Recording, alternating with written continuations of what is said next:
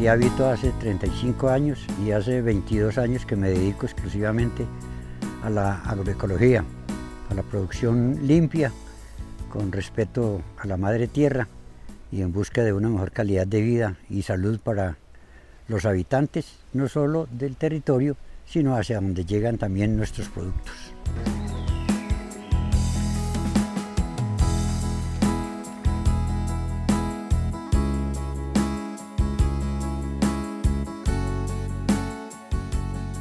Nosotros los agroecólogos y en general todos los productores de hortalizas, de comida, tenemos que tener en cuenta cosas que seguramente no se las tratan a uno en la vida, sino en las empresas, y es la prevención de riesgos, proteger nuestra integridad física, y empezamos por esto siempre, en estos calores que está haciendo, tener cubrecabezas, manga larga, pantalones también de manga larga.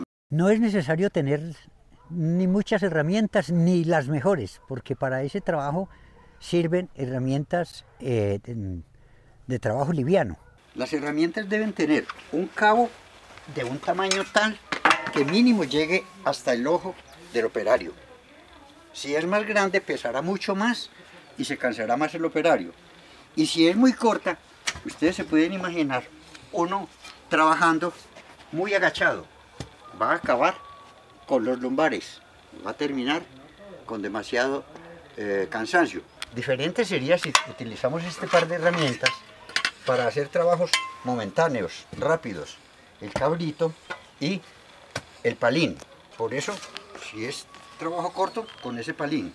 Si es trabajo largo, con este palín, que se puede trabajar con la ayuda del pie, poder ir trabajando el piso y que luego podamos trabajarlo desde la parte alta, el coger la tierra o el material con que estemos trabajando. Ojo al comprarlas en el sentido de que comprar de pronto lo más barato, no. Compre la mejor que le dure mucho tiempo y por cara que aparentemente le haya salido, esas herramientas no se utilizan en una huerta de autoconsumo, no utilizan mucho, por lo tanto van a durar bastante tiempo. Estas herramientas no se dejan así tiradas en el suelo. Alguna persona puede pasar, pisar esto y esto se va a venir a darle en la cara. O si es esta corta, se puede parar aquí y cortarse, porque herramienta que no esté bien afilada no está en condiciones de ser trabajada. Y lo mejor es siempre aconsejarse por el vecino que cultiva lo mismo. Hombre, ¿qué herramienta utilizas tú? Entonces él le da a uno la base de qué tiene, o de pronto qué tiene repetido, entonces lo compramos. Es fácil cuando se hace en colectivo, cuando se hace en grupo. Tratemos entonces de no trabajar solos para poder aprovechar todos los insumos y todas las herramientas.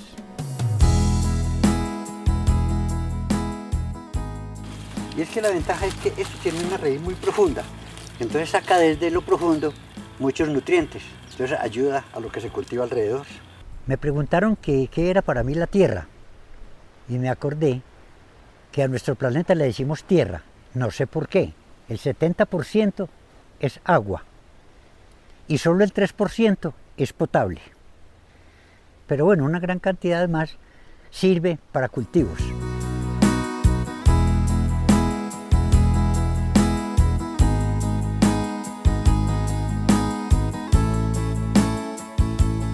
Uno se pregunta, ¿por qué el agua no la cuidamos?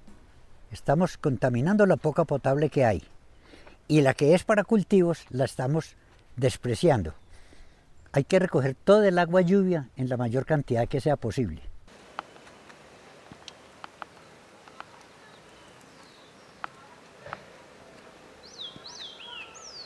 Aquí somos 21 familias, 21 casas. Solo 3 de los 21 tenemos tanques de recolección permanente de agua. Uno de ellos, uno de 250 litros, el otro un poco más pequeño. Yo soy el único que tengo agua en cantidad suficiente para trabajar hasta por 3 semanas sin que llueva.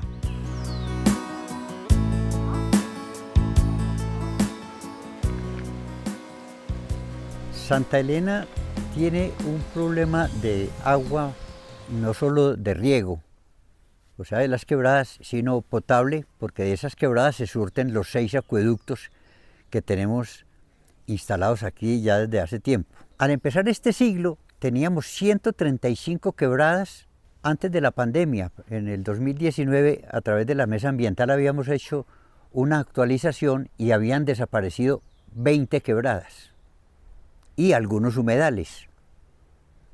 A principio de este año, una nueva actualización que estaban haciendo había mostrado 7 quebradas más desaparecidas. Es decir, que 27 de 135 en 24 años es un porcentaje bastante alto.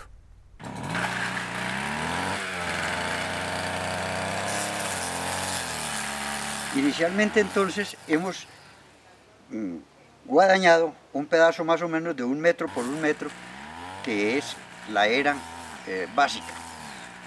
Podemos hacerla de 1,20 o hasta de 1,40, y eso en cuanto al ancho, y de largo según el terreno que vamos a trabajar. Hemos encontrado cosas como estas: una piedra que no saltó hacia ningún lado porque yo guadaño hacia la derecha. Cuando se guadaña hacia la izquierda, estas piedras entonces saltan no solo hacia el operario, sino que pueden saltar muy lejos. Hemos tenido registros de hasta 70 metros a donde ha llegado a caer una piedra de estas. Es bueno entonces siempre cuidar el terreno donde vamos a trabajar. ¿Cuál fue la parte importante de la guadañada? Que pudiésemos guadañar a tal punto que hasta las raíces más profundas las pudimos tocar, y que nos queda, como vemos, muy blando el terreno.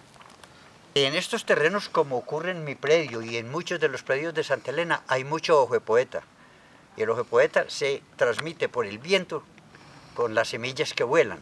Entonces puede crecer en cualquier parte. Si nosotros no movemos bien el terreno, puede haber semillas de esa planta o de otras invasoras que nos van a crecer parejo con las hortalizas. Entonces nos estarían dañando el cultivo. Entonces esa es la parte importante de guadañar. La primera vez, muy profundo y con cuchilla, para evitar entonces las semillas que han de ser perjudiciales luego para el cultivo. Hagamos las eras cuando son largas de norte a sur, para que el sol, cuando viene desde el oriente, ilumine toda la era larga, la ilumine toda a mediodía, y por la tarde toda por el otro lado. Porque si la hacemos entonces de oriente a occidente, tendríamos apenas la mitad del aprovechamiento de la luz solar.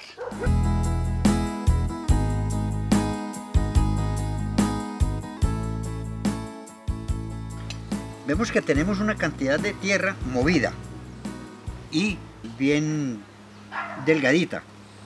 Allí es donde nos interesa a nosotros sembrar las semillas, porque no van a tener ni piedras ni tierras duras que les impidan germinar. Pero antes de colocar las semillas, debemos picar y repicar el sitio donde vamos a poner esas semillas. Y entonces, en cuadritos de 10, 15 centímetros de lado, picamos lo suficiente como para que luego podamos coger la semilla, ponerla allí y echarle un poquito de ese polvo para que la tape y el sol no la queme o el agua no la vaya a mover. La tierra está húmeda al fondo, aquí está más negra en la parte del fondo porque está húmeda. Quiere decir que el terreno está bueno para uno trabajar la huerta. Si eso lo encontráramos muy seco hacia abajo, antes de cualquier trabajo tendríamos que humedecerla, mucho por encima, esperar que se profundice esa agua, volver a echarle 2 o 3 veces si es necesario, para que siempre en la parte de muy abajo tengamos tierra negra, no por el color de la tierra en sí, sino por la humedad que ha de contener. Sin esa humedad las semillas no van a germinar, y por ende cuando ya haya raíces no van a encontrar humedad al fondo para que los microorganismos las alimenten y pueda crecernos entonces la plantica. No hay irregularidades, porque a veces podemos encontrar unas partes muy húmedas y otras más secas. Aquí en estos momentos acabo de encontrar un pedazo de plástico. Es lo que también hacemos cuando picamos el terreno. No solo que no nos quede con terrones muy grandes y que haya humedad, sino que no encontremos ni piedras, ni vidrios, ni semillas. Aquí me acabo de encontrar una semilla que no sé de qué será, debo desecharla. Y obviamente lo que sea, que no sea biodegradable, debemos también retirarlo, porque esto estorbaría el desarrollo radicular, es decir, el desarrollo de las raíces de la planta que vamos a sembrar aquí. Si queremos sembrar cilantro, lo podemos sembrar a 10 centímetros, pero si queremos sembrar zanahoria, tendrían que ser a los 15 centímetros. Si quisiéramos sembrar, por ejemplo, papa, tendría que ser por lo menos a 50 centímetros una de otra. Si queremos sembrar zucchini, igual que la papa, por lo menos a 50 centímetros el uno del otro. En planeación de siembras en forma escalada, me dice, siembre 2 cilantros, 2 remolachas, 2 zanahorias, 2 de cada una de aquellas hortalizas que consumimos en nuestra casa, porque yo no voy a sembrar lo que no voy a consumir, ni voy a sembrar lo que no se puede producir. Por ejemplo, yo no voy a sembrar aquí plátano, ni yuca, porque en Santa Elena no da eso. Vamos a hacer una pequeña demostración de cómo se pueden sembrar en 1 metro cuadrado hasta 25 plántulas de hortalizas. Recordemos, de hortalizas pequeñas, zanahoria, remolacha, cilantro, por poner algunos ejemplos.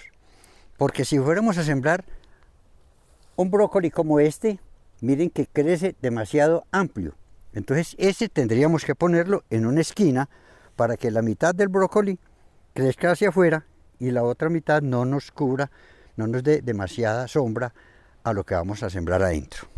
Entonces, al sembrar la primera semana, esas 16 hortalizas, pero de 8 especies nada más, y a los 8 días hago otro metro cuadrado de huerta y siembro otras 16, las mismas que sembré entonces en la primera semana.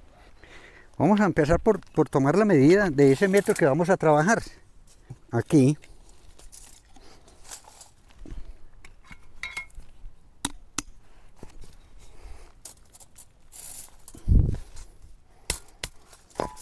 pero entre más exactos seamos, se nos va a ver más estético.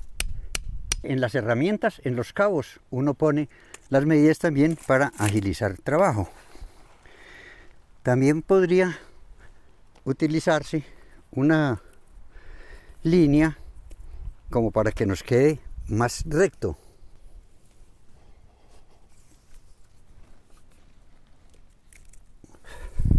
Estas son únicamente pues sugerencias.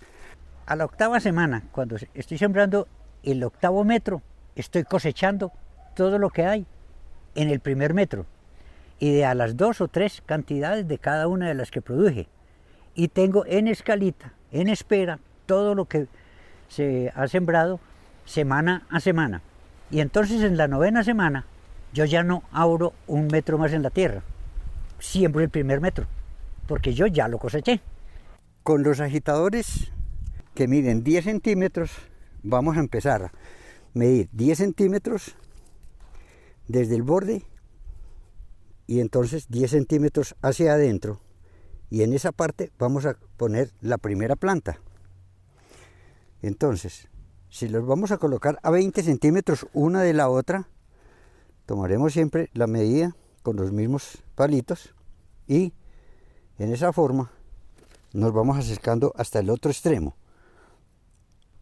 Vamos a encontrar entonces con que hemos podido colocar 1, 2, 3, 4 y 4 por cada uno de ellos, 16 plantas, lo que nos va a permitir sembrar, por ejemplo, varios brócolis o varias coliflor en las 4 esquinas, y entonces entre una y otra sí nos cabrían las 4 plantas pequeñas.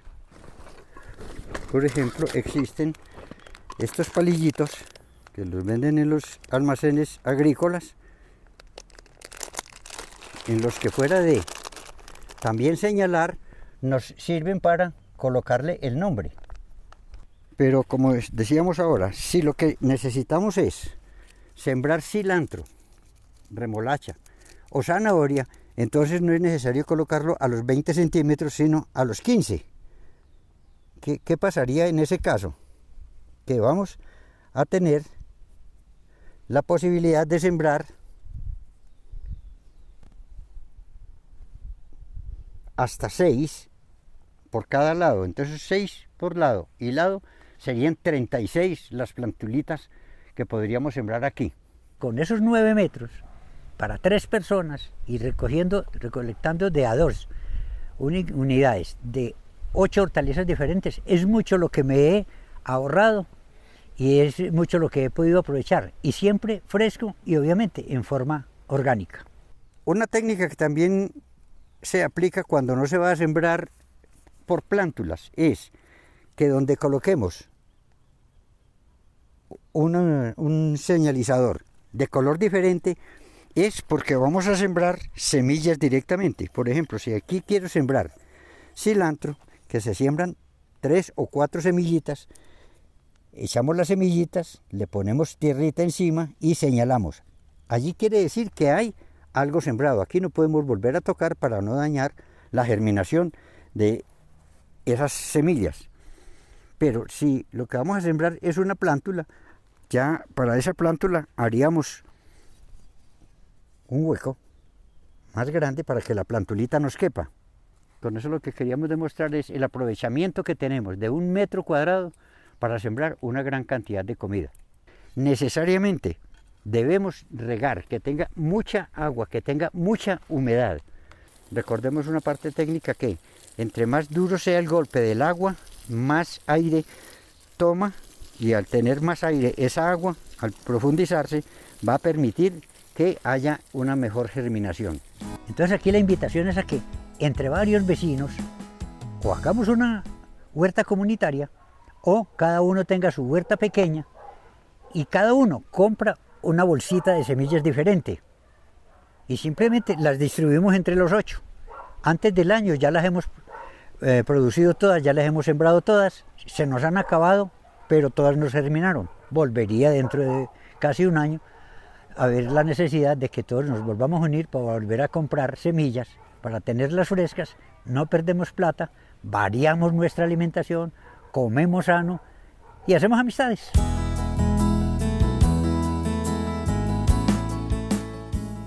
Estamos aquí en una de las eras más viejas que tengo, en donde hay repollo, lulo, tomate, pimentón, tenemos el perejil crespo, acelga blanca, hay acelga blanca, roja, verde y amarilla.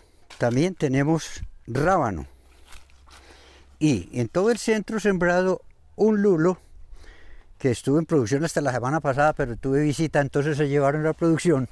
Árboles que no sean muy frondosos se siembran en la mitad de las eras cuando están ellas aquí al aire libre, para que el agua no les caiga muy fuerte a las hortalizas, sino que caen sobre las hojas, se distribuye esa agua y nos deja caer perfectamente la humedad que necesitemos. Y cuando está haciendo mucho sol, especialmente a mediodía, estas hojas entonces dejan pasar el calor, pero no dejan pasar el sol directamente para que no nos dañe las matas. Esta es una era de 1,20 que podemos observar que arrodillados fuera de ella llegamos hasta la mitad y podemos sembrar, trabajarla, desherbar y luego nos pasamos al otro lado y sembramos ese otro lado sin tener que esforzarnos mucho, estirarnos mucho. Por eso las eras mejores son las que tienen 1,20 de lado. Todas estas hojas vienen de estos árboles que hay alrededor que se llaman caducifolios. O sea, folios es las hojas. El caduci quiere decir que mueren o que se secan. Entonces caen y mantienen cubierto el terreno alrededor y se van descomponiendo. Eso se convierte prácticamente en un compost natural. Esa es como mi explicación de por qué tengo aquí 32 clases de hortalizas diferentes, 12 frutales y 16 aromáticas y medicinales. Alrededor de estos guineos hicimos esta redonda aprovechando unos bloques, unos adobes que me regalaron de una casa que tumbaron por acá vecina. Con lo que uno abona a veces recibe sorpresas. Por ejemplo, estas matas de frijol, es que de lo que nosotros sembramos allí, había algunos frijoles seguramente en muy buenas condiciones y nacieron. Yo no los voy a desaprovechar. Con estas cabullitas vamos a aprovechar para tutorar ese frijol. Así entonces no desperdicia uno nada de lo que la naturaleza le está dando. Aquí este lulo quedó a un lado, es porque nació allí.